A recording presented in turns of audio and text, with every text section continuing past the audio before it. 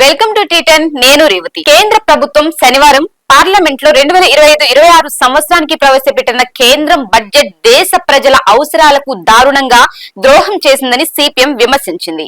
ఆర్థిక వ్యవస్థలోని పలు రంగాలు ఎదుర్కొంటున్న డిమాండ్ సమస్యలు పరిష్కరించడానికి మూకుమ్మడి నిరుద్యోగం, వేతనాల కుంగుబాటు వంటి కారణాల వల్ల మెజారిటీ వర్గాల చేతుల్లో కొనుగోలు శక్తి కొరవడిన సమస్యలకు మూల కారణాన్ని పరిష్కరించడానికి బదులుగా ప్రభుత్వ వ్యయాన్ని కుదించింది. అధిక ఆదాయాలు కలిగిన అతి తక్కువ మందికి పన్నుల్లో కోతలను ప్రకటించడం ద్వారా ఆర్థిక వ్యవస్థను ఉత్తేజపరచడానికి మోడీ ప్రభుత్వం ఈ బడ్జెట్ లో ప్రయత్నించింది. భారతదేశంలో కార్మిక వర్గం ఎదుర్కొంటున్న నిస్సహాయ పరిస్థితులను ఆర్థిక సర్వే ఎత్తి చూపింది.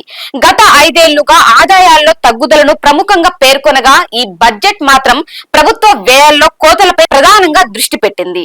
మరోవైపు సంపన్నులకు రాయితీలు ఇవ్వడంపై కూడా దృష్టి సారించింది.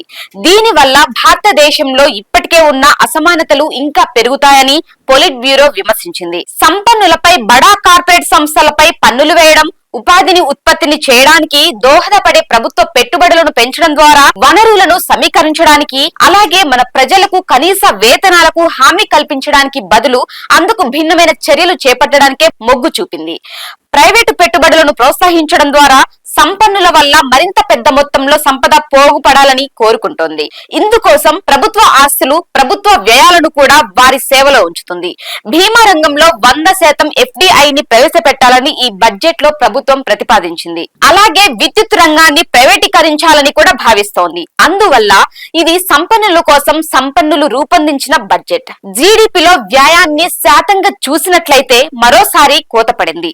2020-21 నుండి ప్రతి ఏటా ఇలా జరుగుతూనే ఉంది. 2024-25లో వ్యయం 14.6% ఉండగా 2025-26లో ఇది 14.2% తగ్గింది. పైగా ప్రభుత్వం ఆర్భాటంగా చెబుతున్న దానికి పూర్తి భిన్నంగా జరుగుతోందని బడ్జెట్ పత్రాలను బట్టి చూస్తే తెలుస్తోంది. వాస్తవానికి బడ్జెట్ లో ఖర్చు చేస్తామని హామీ ఇచ్చిన దానికన్నా దాదాపు 1,00,000 కోట్ల రూపాయలు తక్కువగా గతేడాది ఖర్చు పెట్టారు. మరో మాటలో చెప్పాలంటే గత రికార్డును పరిశీలిస్తే హామీలిచ్చిన మేరకు కూడా ప్రభుత్వం ఖర్చు పెట్టనందున ఆ అరకొరక కేటాయింపులు కూడా పూర్తి స్థాయిలో అమలయ్యాయని చెప్పలేం. బడ్జెట్ లో పేర్కొన్న గణాంకాలతో పోలిస్తే గతేడాది కేంద్ర ప్రభుత్వం రాష్ట్రాలకు 1,12,000 కోట్ల మేరకు బదలాయింపు మొత్తాలను తగ్గించింది. కేంద్ర ప్రయోజిత పథకాలకు ఇచ్చే నిధులను 90,000 కోట్ల మేరకు తగ్గించగా ఆర్థిక సంఘం ఇతరుల బదలాయింపు ద్వారా రావాల్సిన మొత్తాలను 22,000 కోట్లు తగ్గించారు. ఈ రకంగా సమైక్యవాదం సూత్రాలను నీరుగార్చడాన్ని, రాష్ట్రాల హక్కులపై దాడులు జరపడాన్ని బడ్జెట్ ప్రతిపాదించింది. 2024-25లో కోతలు, పెట్టుబడుల వ్యయాలను కూడా దెబ్బతీశాయి. బడ్జెట్ లో పేర్కొన్న గణాంకాల కన్నా ఇవి దాదాపు 93,000 కోట్లు తక్కువగా ఉండనున్నాయి. ఆహార సబ్సిడీలు, వ్యవసాయం, అనుబంధ కార్యకలాపాలు, విద్య, గ్రామీణాభివృద్ధి, పట్టణాభివృద్ధి ఇలా అన్ని రంగాలు ఈ కోతలను ఎదుర్కొంటున్నాయి. 2025-26 సంవత్సరానికి కూడా దాదాపు 2024-25 బడ్జెట్ గణాంకాలే ఉన్నాయి. వాస్తవానికి ద్రవ్యోల్బణాన్ని పరిగణలోకి తీసుకున్నట్లయితే ఈ కేటాయింపులు స్తంభించాయి. జీడీపీలో శాతంగా చూస్తే గతేడాది కన్నా తగ్గాయి.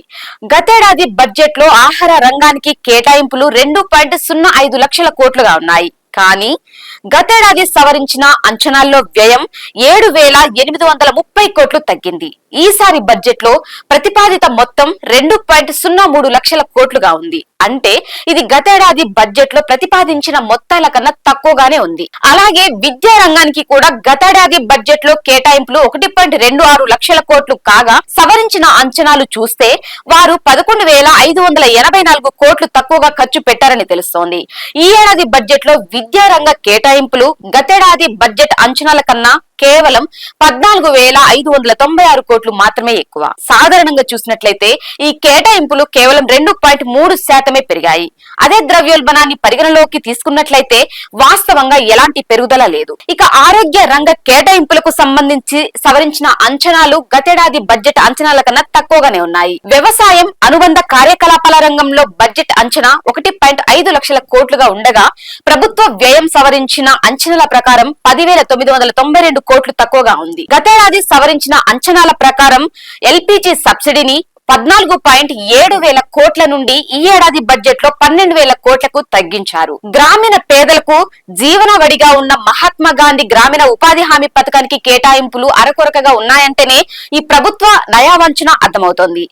డిమాండ్ పెరిగినప్పటికీ కేటాయింపులు మాత్రం 86,000 కోట్ల రూపాయల దగ్గరే స్తబ్దుగా ఉన్నాయి. ఇది గ్రామీణ పేదలపై క్రూరంగా దాడి చేయడమే కాదు, 100 రోజుల పని కల్పించాలన్న చట్టబద్ధమైన హక్కుపై అత్యంత దారుణంగా దాడి చేయడమే. వ్యవసాయ రంగ దుస్థితిని పరిష్కరించడానికి, రైతుల ఆత్మహత్యలను నివారించడానికి కీలకమైన అంశమైన రైతులకు కనీస మద్దతు ధర కల్పించాలన్న డిమాండ్ ను ప్రభుత్వం పెడచెవిన పెడుతోంది.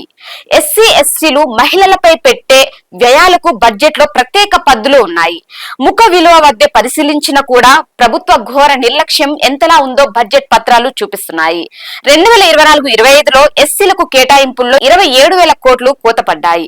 ఎస్టీలకు కూడా ఇదే రీతిలో 17,000 కోట్లు కోతపడింది. జనాభాలో ఆయా సామాజిక గ్రూపుల శాతం ఎలా ఉందో ఆ దామాషం మేరకే వ్యయం కూడా ఉండాలని మార్గదర్శకాలు నిర్దేశిస్తుండగా మొత్తం వ్యయాల్లో ఇటువంటి వ్యయాల వాటాలు గణనీయమైన రీతిలో తగ్గుతున్నాయి.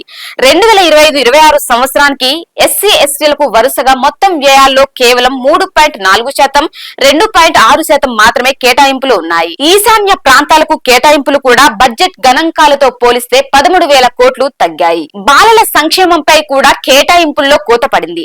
2023-24 బడ్జెట్ తో పోలిస్తే 2024-25 సంవత్సరానికి సాధారణ బడ్జెట్ కన్నా చిన్నదిగా ఉంది. ఈ పద్దుల కింద కేటాయింపులు 2025-26లో కూడా తక్కువగానే కొనసాగుతున్నాయి. పన్ను మినహాయింపు పరిమితిని 12 లక్షల రూపాయలకు పెంచడం ద్వారా మధ్య తరగతి ప్రజలకు సాయం చేస్తున్నాం అన్న ప్రచారం చాలా జరుగుతోంది.